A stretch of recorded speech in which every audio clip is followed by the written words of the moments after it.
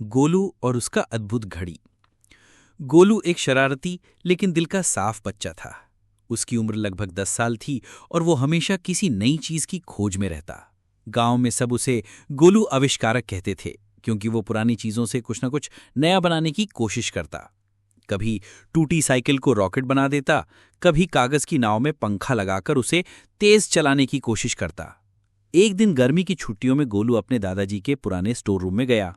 वहां मकड़ी के जाले, टूटी फूटी पेटियां और पुराने बर्तन रखे थे। अचानक उसे एक लकड़ी का छोटा सा बक्सा दिखा, जिस पर पीतल की नक्काशी बनी थी। गोलू ने धूल झाड़कर बक्सा खोला तो उसमें एक अजीब सी गोल घड़ी पड़ी थी। वो साधारण घड़ी जैसी नहीं थी, बल्कि उसमें बीच में एक चमकता हुआ लाल बटन था। गोलू ने सोचा, वाह, ये तो जरूर कोई खास चीज है। जिज्ञासा में उसने तुरंत लाल बटन दबा दिया और तभी छुपाक, पूरा कमरा चमकदार रोशनी से भर गया। जब गोलू ने आंखें खोली तो उसने खुद को स्कूल की क्लासरूम में पाया, लेकिन वहां कोई पढ़ाई नहीं हो रही थी, बल्कि सभी बच्चे आइसक्रीम खा रहे थे और मास्टर जी खुद नाच रहे थे। गोलू समझ गया कि ये घड़ी जादुई है और शायद समय या जगह बदल सकती है। उसने फिर बटन दबाया और इस बार वो सीधे क्रिकेट स्टेडियम में पहुंच गया, वो भी नन्हे खिलाड़ियों के बीच, जहां सचिन तेंदुलकर खुद बच्चों के साथ बैटिंग कर रहे थे। गोलू खुशी से उछल पड़ा और बोला, वाह, मुझे तो सपनों की दुनिया मिल गई। लेकिन गोलू की शरारती आदतें यहां भी नहीं रुकी।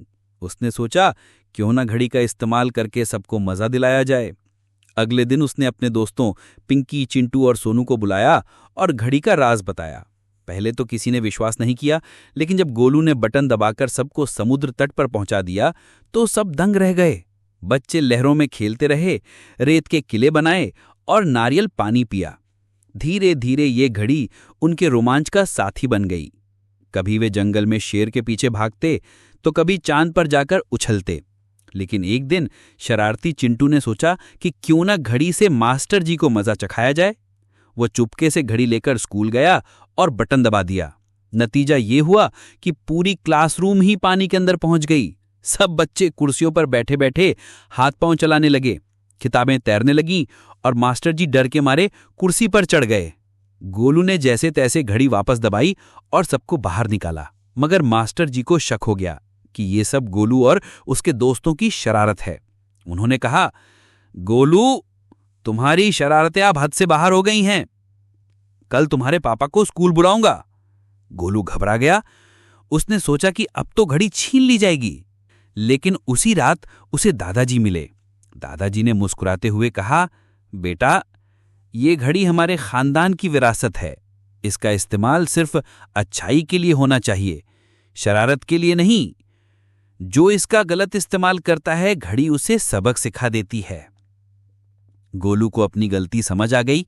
उसने अगली सुबह मास्टर जी से माफी मांगी और वादा किया कि आगे से घड़ी का इस्तेमाल केवल अच्छे कामों में करेगा। इसके बाद गोलू और उसके दोस्तों ने घड़ी का उपयोग जरूरतमंदों की मदद करने में शुरू किया। कभी वे घड़ी से गांव वालों को बारिश की कमी से बचाने बादलों तक ले जाते, तो कभी किसी बीमार बच्चे को इलाज कराने शहर पहुंचा देते।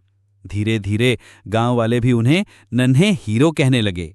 और सबसे बड़ी बात, गोलू को समझ आ गया कि असली मजा सिर्फ शरारत करने में नहीं, बल्कि दूसरों की मदद करने में है। अगर आपको हमारी वीडियो पसंद आई तो लाइक और सब्सक्राइब करना ना भूलें। धन्यवाद।